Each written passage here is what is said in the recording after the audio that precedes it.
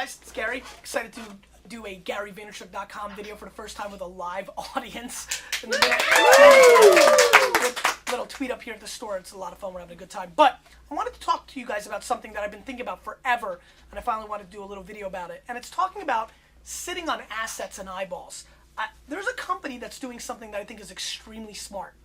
And it's not a company that I would say has the hottest brand equity in the space. And it's not even a company that I'm quite sure health-wise where it's going as a business. It's kind of going out of the Time Warner wing and its own. And that's AOL.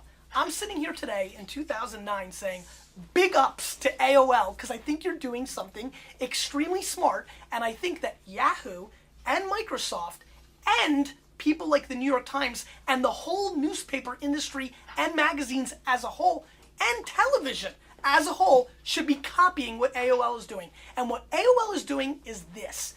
AOL is using its not cool brand, AOL.com, and they're using it to build a lot of cool brands.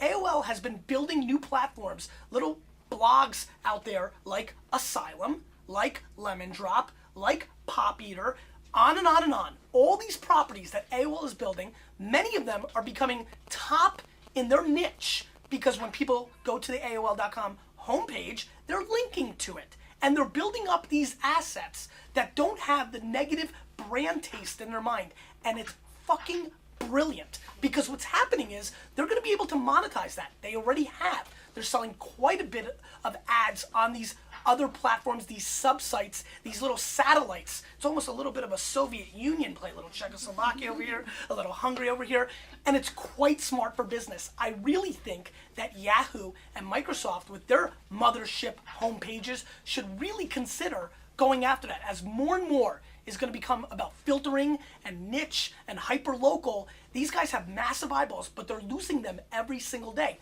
Thus, why I talk about the newspaper industry. My opinion, the New York Times, every day on the front page should be plugging, and it doesn't have to be Tokyo and Times Square. It can be subtle and classy, but if they've got an article about, there's daily politics that AOL just launched. I don't understand why the New York Times in the Wednesday food section doesn't have a little box that says, to see more about this, go to dailyfood.com or whatever's available, or foodforloversoflovingfood.net. I don't care.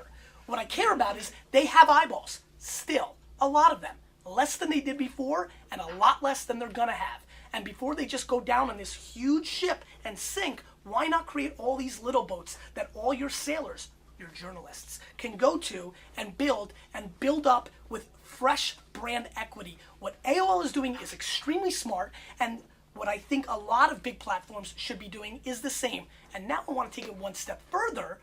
Now I'm starting to think about it even within a small niche, like my own wine library site. Should I be creating sub-sites like Cabernet Today? Maybe I should.